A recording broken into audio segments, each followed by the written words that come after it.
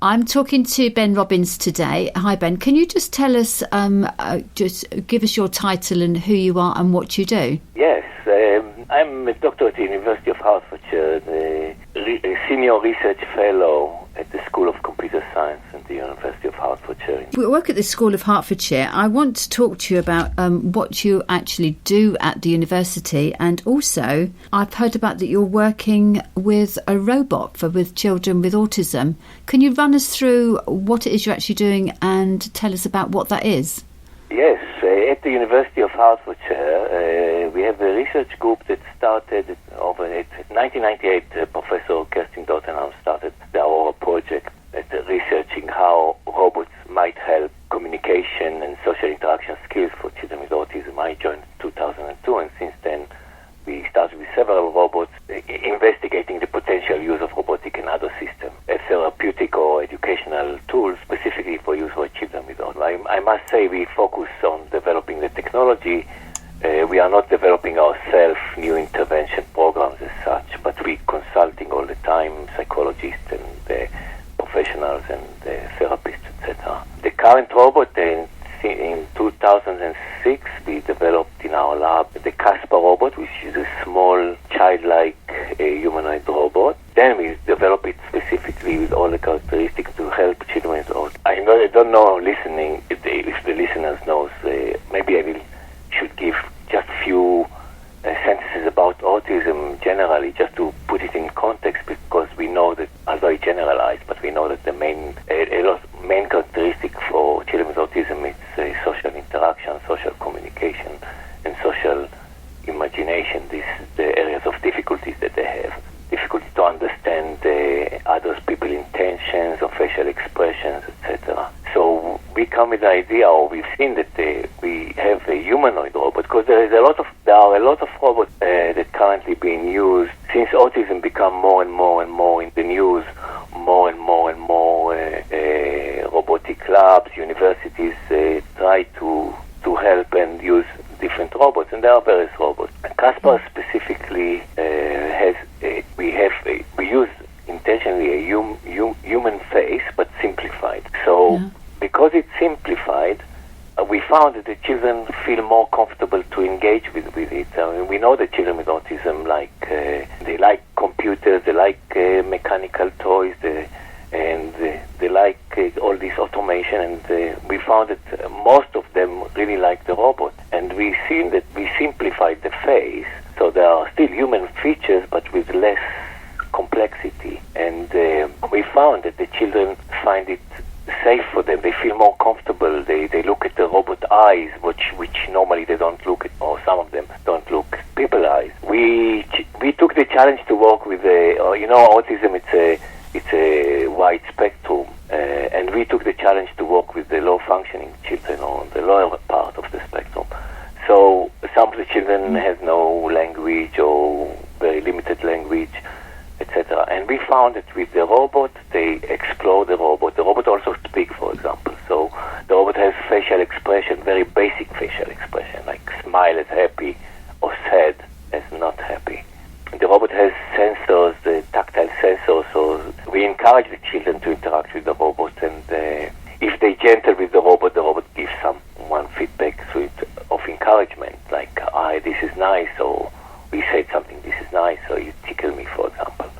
If they are rough with the robot can turn his face away and say, ouch, you're hurt. So the robot gives feedback for encouragement to certain tactile behavior, and discouragement to other behavior, and all this, it's a real-time interaction that we built a playful scenarios. So the children has what we call full body experience, and by the repetition and the predictable of the robot, the children feel safe and relaxed with the robot. I must say one point here, that we use the robot as social media, what we call social mediator. The robot is not coming to replace human interaction. Nothing can replace human-to-human interaction. We hope with the aid of the robot, the children will start to interact with other children and other people. So the robot is the hand of an experienced person, like a teacher or a therapist or sometimes two children together. We make the play scenario. We build the play scenario such like two children together playing. So the robot is the mediator, but we're encouraging interaction with other children and other people. Is it fair to say that what you're saying is that the robot gives the child that confidence to take that little step further and interact with another child? I mean, I will give you an example. I've seen several times people explore the face of the robot physically, for example, or look at the eyes a lot. And then they look at the teacher eye, and I had an example of some children, the teacher says it's the first time that the child initiates this direct look after exploring the robot eyes again and again and again and again and again. And then the child explored the teacher face very closely. And for the teacher, it was the first time. I've seen in exhibition, and we've been in the Science Museum, for example, and a child in the hand of his dad. And then the child explored the mouth of the robot physically, and then start explore his mouth. So he make the link, and then he look at the father's face and start physically explore the father's face. So they explore something on the robot, and this might give them the confidence and to explore it further. I have other. It's very, very important point within autism, the generalization issue, what it's called.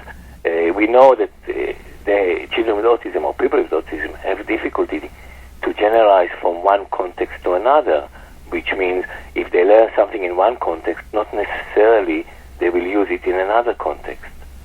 And it's very important for us in our studies, our long-term studies, to see what's happening in the classroom outside the context of playing with the robot, what's happening at home with the child and siblings without the robot. If there's anything that they learn whilst they are doing with they do with the robot, if it can be transferred to other contexts. And we have some encouraging reports on case studies from children that we have a child that explored the happy and sad face of the robot for several weeks, and then the mother reported that at home he started to use it and says, "Oh, mommy is happy," or the child is happy, or mommy is sad.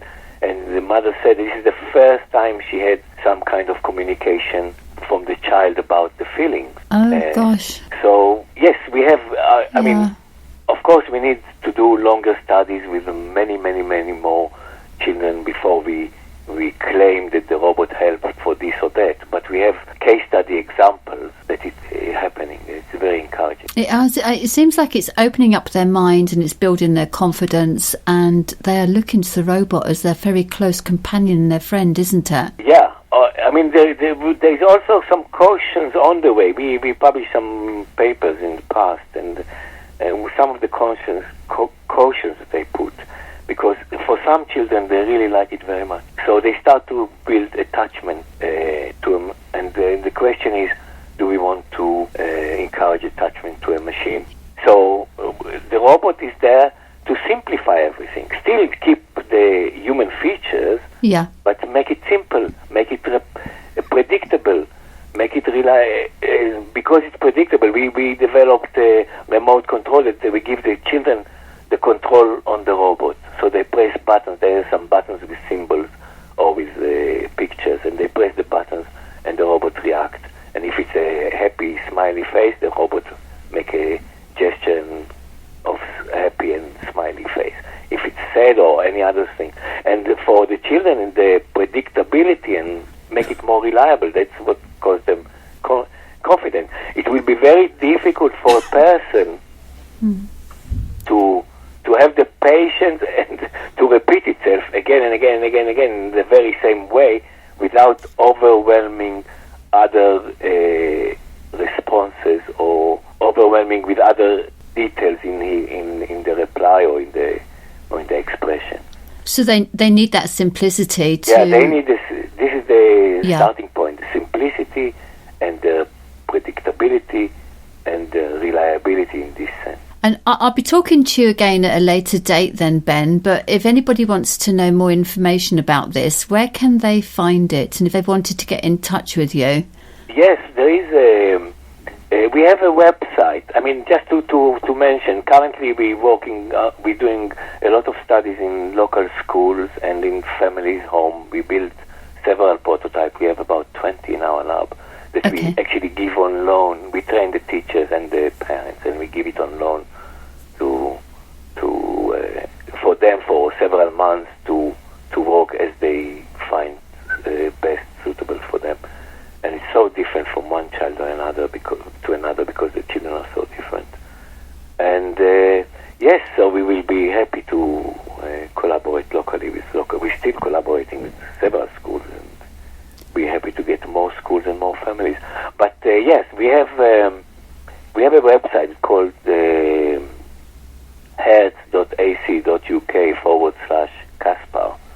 And in there is the details of contact details for myself, for Professor Dorftenhan, and more information about the project.